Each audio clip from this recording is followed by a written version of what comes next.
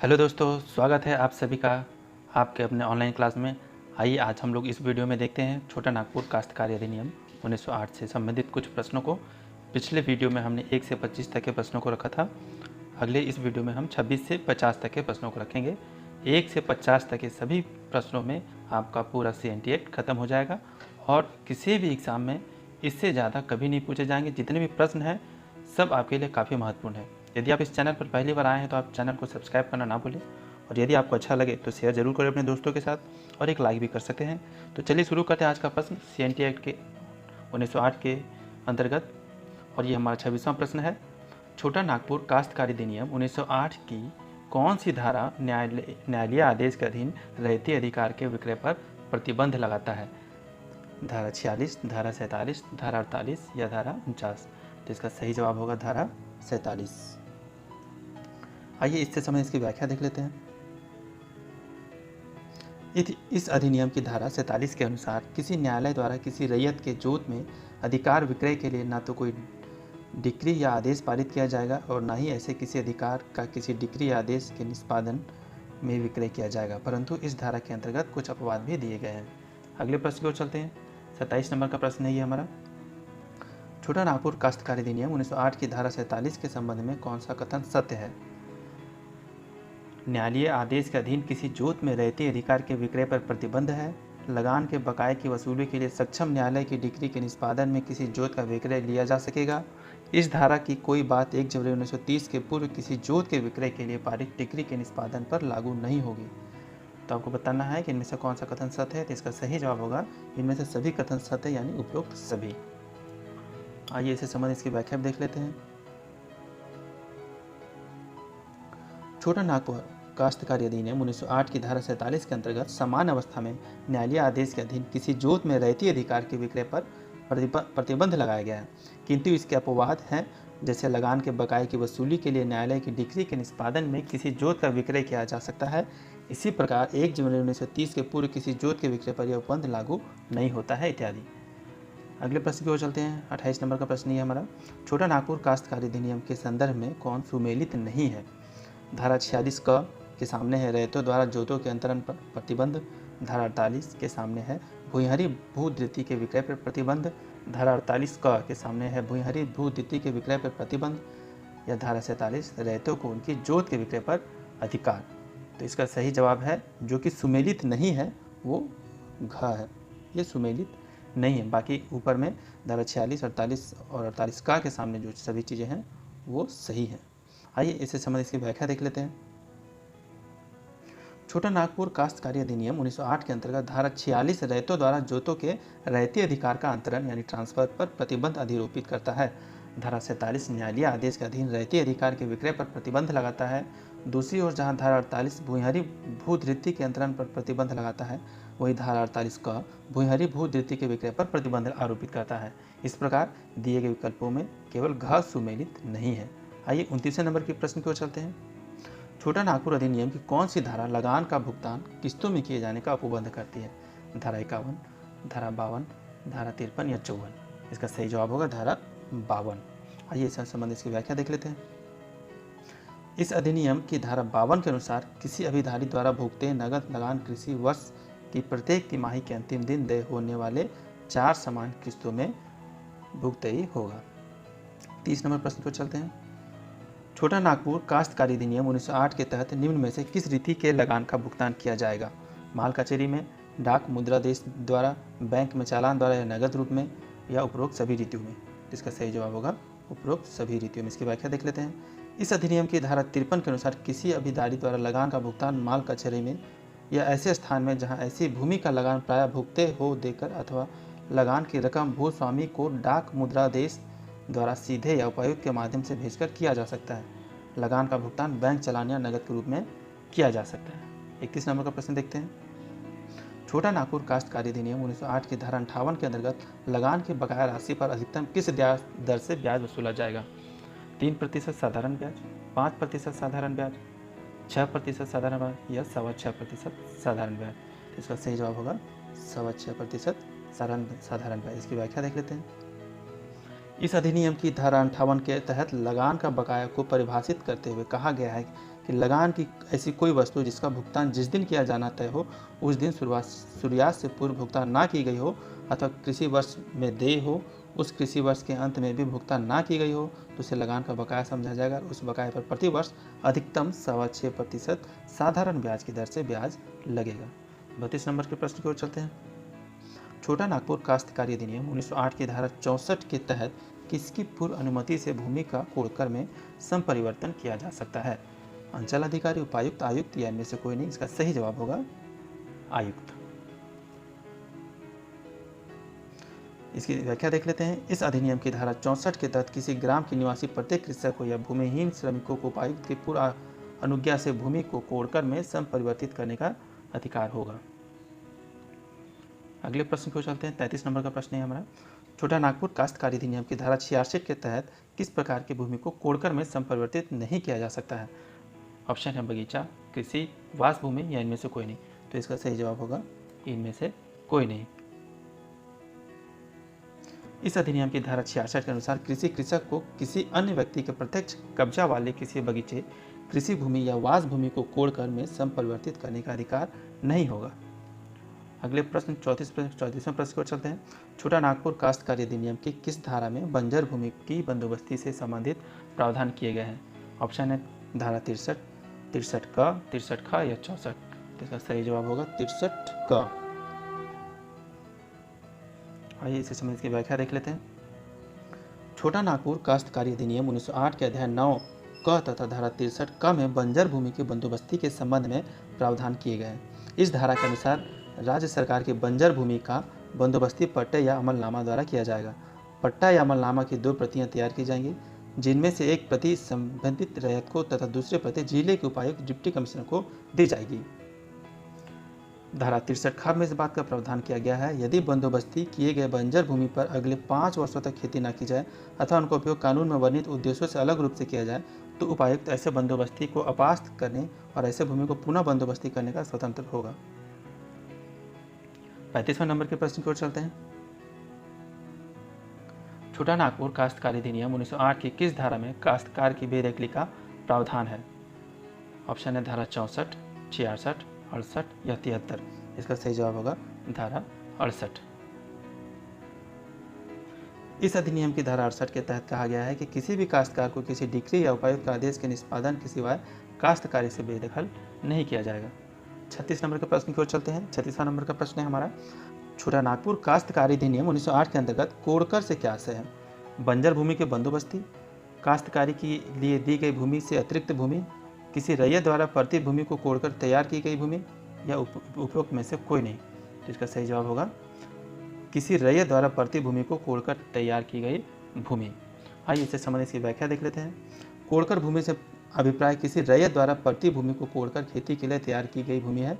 छोटा नागपुर काश्तकारी अधिनियम 1908 की धारा 64 के अनुसार उपायुक्त के आदेश से भूमि को कोड़कर में परिवर्तित किया जा सकता है।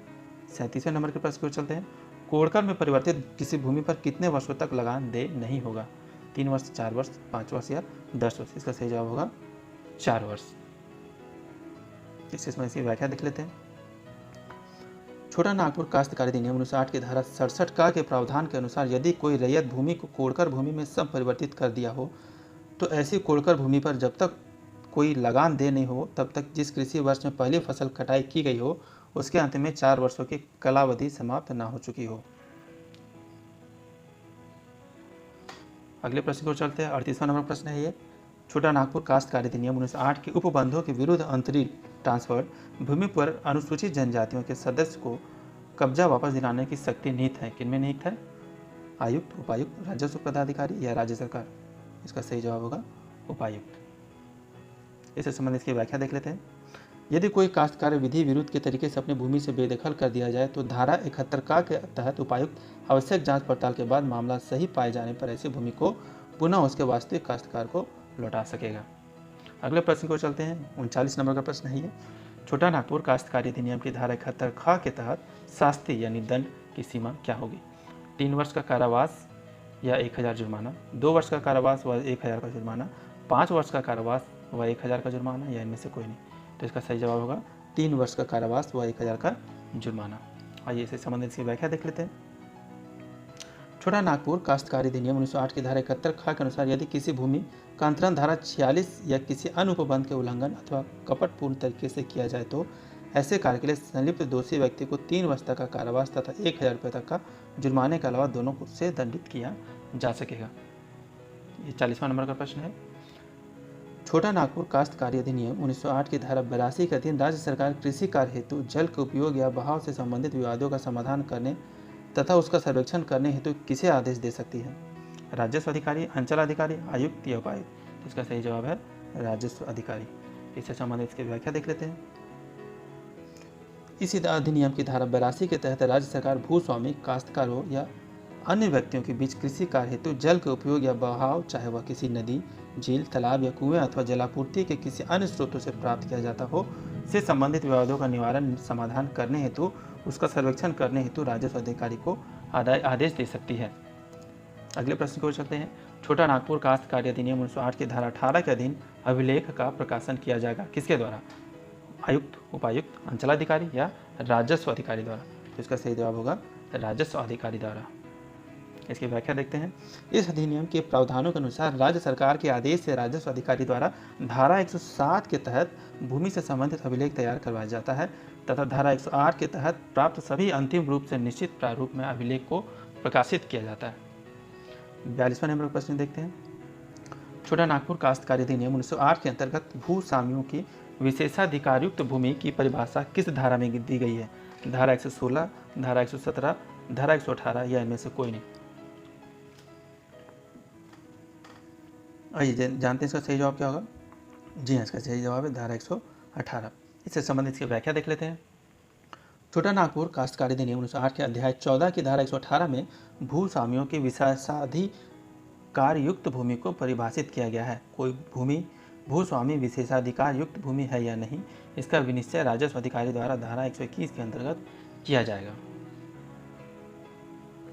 छोटा नागपुर काश्तकारी अधिनियम 1908 के तहत जहां विवादित भूमि एक से अधिक जिलों या अनुमंडलों में स्थित हो वहां वाद संचित की अधिकारिता होगी। उस जिला या अनुमंडल में जो भौगोलिक क्षेत्रफल में बड़ा हो, उस जिला या अनुमंडल में जिसका मुख्यालय वाद हेतु से नज़दीक पड़ता हो, या उस जिला या अनुमंडल जिसमें विवादित भूमि का 72 भाग बड़ा हिस्सा पड़ता हो। और ऑप्शन घ सामने ही लिखा हुआ है इसमें, या इनमें से कोई नहीं। तो इसका सही जवाब होगा ऑप्शन ग, उस जिला या अनुमंडल जिसमें विवादित भूमि का एक बड़ा हिस्सा पड़ता हो। आइए इससे संबंधित इसकी व्याख्या देख लेते हैं। छोटा नागपुर काश्तकारी अधिनियम 1908 की धारा 138 के अनुसार यदि कोई विवादित भूमि एक से अधिक जिलों या अनुमंडलों की सीमा के अंतर्गत स्थित हो तो वैसी स्थिति में वाद संचित किए जाने की अधिकारिता उस जिले या अनुमंडल को अंतर्गत होगी जहां विवादित भूमि का एक बड़ा हिस्सा स्थित हो। 44 नंबर के प्रश्न की ओर चलते हैं। धारा 170 के तहत उपायुक्त द्वारा किसी वाद के संबंध में दिए जाने वाले अंतिम निर्णय के संबंध में क्या असत्य है? उपायुक्त खुले न्यायालय में निर्णय सुनाएगा, निर्णय अंग्रेजी, हिंदी या स्थानीय भाषा में लिखा जाएगा, निर्णय का कारण उल्लेखित होगा, निर्णय सुनाने के समय उपायुक्त उस समय पर तारीख अंकित कर हस्ताक्षर करेगा। तो जो इसमें असत्य है वह है निर्णय अंग्रेजी, हिंदी व स्थानीय भाषा में लिखा जाएगा। आइए इसकी व्याख्या देख लेते हैं। छोटा नागपुर काश्तकारी अधिनियम 1908 की धारा 170 के तहत उपायुक्त द्वारा दिया जाने वाला निर्णय खुले न्यायालय ओपन कोर्ट में सुनाया जाएगा। उपायुक्त द्वारा निर्णय अंग्रेजी में लिखा जाएगा और उसमें निर्णय का कारण लिखेगा तथा निर्णय की तिथि व हस्ताक्षर भी अंकित करेगा। अगले प्रश्न 45वें नंबर के प्रश्न की ओर चलते हैं। छोटा नागपुर काश्तकारी अधिनियम 1908 के अंतर्गत उपायुक्त के आदेश के विरुद्ध अपील का प्रावधान किस धारा में वर्जित है? धारा 213, 214, 215 या 216। तो इसका सही जवाब होगा धारा 215। आइए इससे संबंधित इसकी व्याख्या देख लेते हैं सभी धाराओं से। इस अधिनियम की धारा 215 में उपायुक्त के आदेश के विरुद्ध अपील के संबंध में प्रावधान किया गया है। इसके अनुसार जहां वादग्रस्त राशि या दावा की गई संपत्ति का मूल्य 100 रुपये तक हो वहां उपायुक्त द्वारा पारित आदेश पर अंतिम निर्णय होगा। जहां विवादग्रस्त राशि का दावा की गई संपत्ति का मूल्य 5000 तक हो वहां अपील न्यायिक आयुक्त के पास की जाएगी। 5000 से अधिक मूल्यों के सभी मामले में अपील उच्च न्यायालय में की जाएगी। धारा 215 के अतिरिक्त इस अधिनियम के अधीन सभी अन्य आदेश यदि उपायुक्त द्वारा पारित हो तो आयुक्त के पास, और यदि उपायुक्त की स्थितियों का प्रयोग करने वाले किसी अधिकारी द्वारा पारित हो तो उपायुक्त के पास अथवा ऐसी अपीलों की सुनवाई करने के लिए राज्य सरकार की अधिसूचना द्वारा विशेष रूप से सशक्त किसी अधिकारी के पास अपीलीय होगी।